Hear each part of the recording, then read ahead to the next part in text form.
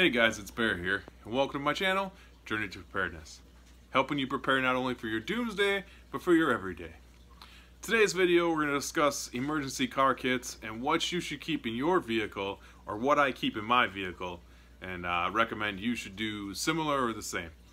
First thing I'd like to recommend, no affiliation with the channel, no sponsorship, nothing like that, but AAA. The great thing about AAA is they can get a tow truck to you and not leave you stranded on the side of the road in the middle of nowhere or whatever the case may be, and you don't have to pay for that tow truck because you already paid for AAA. So think about that. That's the first thing I recommend. Aside from that, I recommend keeping extra spare fluids in your vehicle for everything your vehicle takes. Okay, first thing is radiator fluid, some coolant. Okay, I know a lot of people like to keep water maybe. The one reason I don't keep water is I live in a northern cold climate and that tends to freeze in the wintertime, and I don't want to have to deal with frozen water when my vehicle's overheating. So just go ahead, spend a little extra money, a couple bucks, get yourself some coolant. Make sure, again, with all these fluids, make sure they are to your manufacturer's specifications. Check your owner's manual, make sure you're putting in the right thing. Don't look at what I got or what anybody else has and just take their word for it. Go look in your own vehicle, in the owner's manual, at the caps, whatever you need to do to make sure you have the right fluids for the right vehicle. Took this out of the truck. It was 7 degrees outside for the high today, and this still isn't frozen. This is why I keep radiator fluid instead of water. Water is great to have for a get-home scenario in an emergency, but not a great thing to try and keep in the wintertime. So hopefully you need to find a stream or lake that you can get to, or if you got snow like we do, just pile that up in your cup and put it over a fire and let it melt. I also like to keep power steering and brake fluid. I just buy cheap stuff. Again, this is only for an emergency. It doesn't have to be top-notch, high quality if you want to get home in an emergency. Most of the time you're going to keep better fluids, whether you're doing it yourself, taking it to your mechanic or whatever for normal maintenance, and you know, you might want to go with top-of-the-line fluids then, but this is just an emergency. And keeping it in the back of my truck, I don't want somebody to see it and steal it, and then I'm out a ton of money because I went high-end with this stuff. I go bare bones just to get me home. Some oil, just 1 quart. I know having a truck I should probably keep a little more, but 1 is gonna help me out. Some heat, again, I keep this in there for the winter time, and the reason I keep this in there is just in case anything starts to go. It helps get you, it's antifreeze basically for your gas line. It helps, you know, get the water out, any moisture or anything like that you might have. So this might be one thing that could help you get home in an emergency. Little WD-40.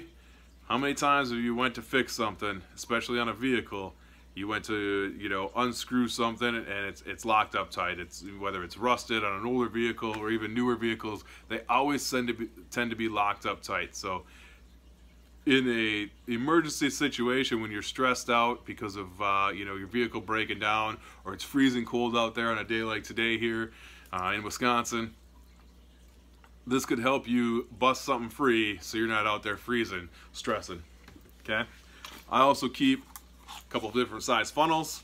This one's a nice little expandable one. I think this was at, you know, at the hardware store for 97 cents, and I think this was like the same thing, maybe under $1 for the two of them. 2 different size funnels. This one's nice to get into those little hard to reach areas, you know. So I keep those. I keep jumper cables. These ones were a medium set. They weren't anything too cheap, but they weren't too expensive. Again, I keep this in the back of my truck. I don't want somebody to come up and see this nice high-end expensive set of jumper cables and steal it. This one, if they steal, I mean, I'm out a few bucks, but it's not the end of the world, I guess, if they feel they need it more than me, you know? I don't want anybody stealing my stuff, but you can't stop them. I also like to keep some Fix-A-Flat. Now, originally I bought this one, and it doesn't really have any specifications. It's a standard tire, and being that it's in my truck, I went and got this one here because this one specifically says that it's recommended for truck tires. So I went with a little, a different brand, a little bigger can, but either way, keep some of this in your vehicle. You know, especially if you have a person in your family who's not the greatest at changing tires or not exactly sure how to change a tire, at least they can throw this in there and get themselves to a service station. On the line of tires, I keep a plug repair kit. Now, if you don't know how to plug a tire, you should probably teach yourself how. Watch some videos, try it out on an old tire, or if you happen to see one, learn. It's not hard. Basically, you just take this tool here. You gotta ream it out a little bit. You get let's say you got a nail stuck in there. You pull the nail out, you ream it out a little bit. You stick this inside of here. I also got some little rubber cement that you can add on top of it. Slide that in there and pull it out, and the plug will stay in. It'll get you home. It'll actually last a long time. I know a lot of tire places do not recommend plugs anymore. They refuse to do it, but plugs don't make them money, so tires do. But this will definitely save you in a situation if you don't have a spare, or have a bad spare, or whatever the case may be. That can get you a long ways. If you're hundreds of miles away from home and all you got is a little donut, and those things aren't the best to ride on, so throw yourself a plug in and be on your way. These are skills that we should be teaching ourselves that our parents, grandparents, great-grandparents, they had, and we've lost them. And that's one of the things we need to get back to as a society. If we want to be self-sustaining and self-reliant, we need to have these basic skills. Or what was basic back then now is, not the norm. We need to get back to having those, and having these kits, these emergency kits like that, having spare things that can help you survive and stay alive and get home, and whatever the case may be in your situation. Having stuff like this and having the knowledge and the skills to use stuff like this is what's going to make the difference. Being I live in a northern climate, I always keep some lock deicer. You may ask why I keep it in this kit, and if the doors are locked, well, this stays in the trunk of in the bed of my truck, so it's always available to me. I do keep some bungee cords. These are just some cheap old generic bungee cords. You never know.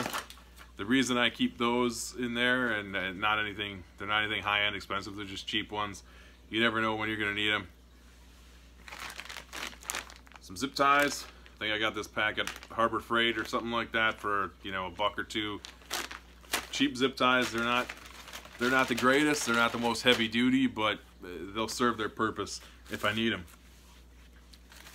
Keep a pair of gloves. These gloves are great. If you have a Costco, if you're a Costco member or whatever, you get these there. They come in a box, and I don't know, there's like 20 pair in a box, or 12 pair, whatever, 15. I don't remember how many, but I think it's like $10 for all of them. They're really lightweight. They're not the most heavy duty, but they're lightweight, and they got a rubber coating on them. They work great for everything. I use them for everything from gardening to anytime I'm doing yard work or anything like that. I quit buying a lot of expensive gloves and just having them rip or break or not do the job I need them to. These things work awesome. They're cheap, pretty much disposable, and I keep them everywhere. I also keep a tarp. This is just a cheap old tarp I got from, I don't remember where, but it was like $5, $6, whatever it was. It's a 8-foot by 10-foot tarp. I always keep some sort of shelter in my bug out bag, but this is a spare. You know what they say, 2 is 1, 1 is none, okay? So always keep extra. Speaking of keeping extra, I keep an extra thing of Mountain House in my vehicles, and some people might not like Mountain House and might think it's a little overpriced, and that's true, but it keeps well in any condition. I don't have to worry about it. In my bug out bag, I might have some other food items, some jerky and stuff like that I got to replace more frequently, but this is something I want to pack away and don't want to have to worry about. So Mountain House works great for that, and I always keep 1 or 2 extra in there because you never know how long it's going to be, and you never know who's going to be there with you. I have a bag, but you might be driving somebody with you, a friend or something like that doesn't have one. and doesn't carry one, and now you are stuck in a situation where you got to provide for the both of you if you're stranded overnight or something like that. And odds are, if you're hungry, they're hungry, so you know you want to be able to at least have something to sustain you and make yourself a little more comfortable. Keep a couple cheap glow lights. These come in handy not only for lighting up yourself or your area a little bit, but they have little lanyards on them, and you can tie them to, you know, your mirrors and stuff like that, just so people can see your vehicle when they're coming by.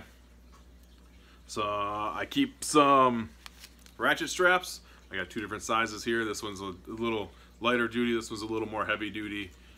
Obviously, you know why you need the 2 different sizes for, you know, whatever you're tying down or whatever you're trying to pull up. But they also work great if you don't want to waste your cordage for things like setting up a tarp for a shelter and stuff like that. You can use those.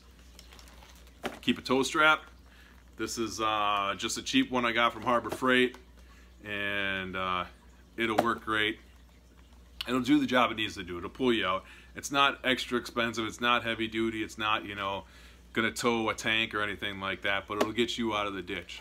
And I recommend carrying your own tow strap and not relying on somebody else to have one, because if somebody pulls over to help you if you're stuck in the ditch, they don't have a tow strap, you don't have a tow strap, you're just standing there looking at each other like, what am I gonna do now?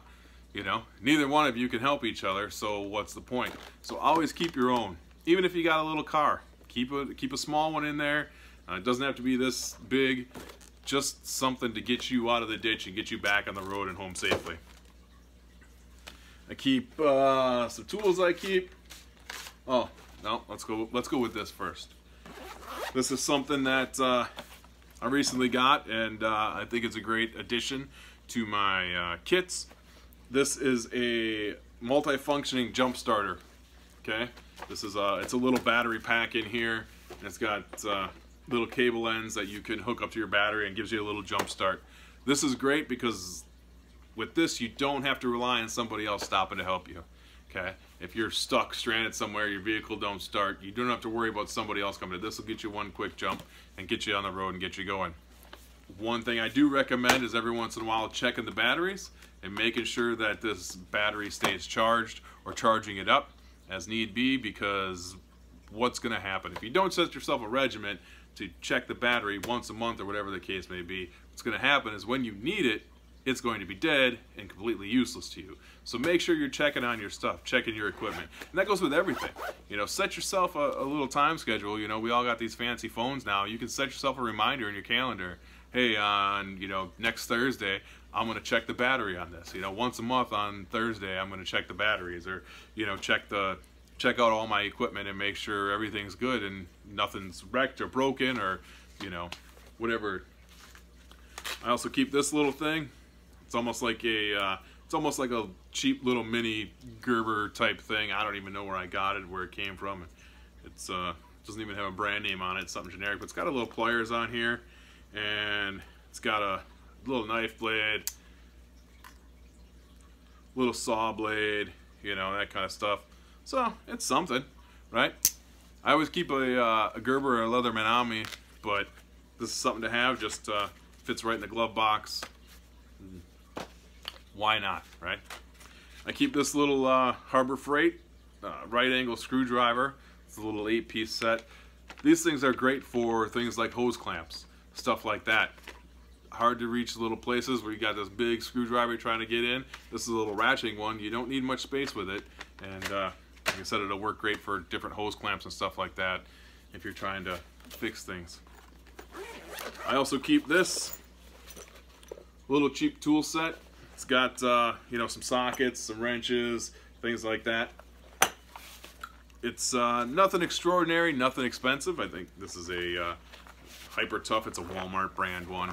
Again, it's in my vehicle. I don't want to have to worry about it getting stolen. And if it gets stolen and I'm out, you know, whatever, you know, $5-10, that's better than having some Snap-on tools or, you know, Craftsman or anything expensive stolen.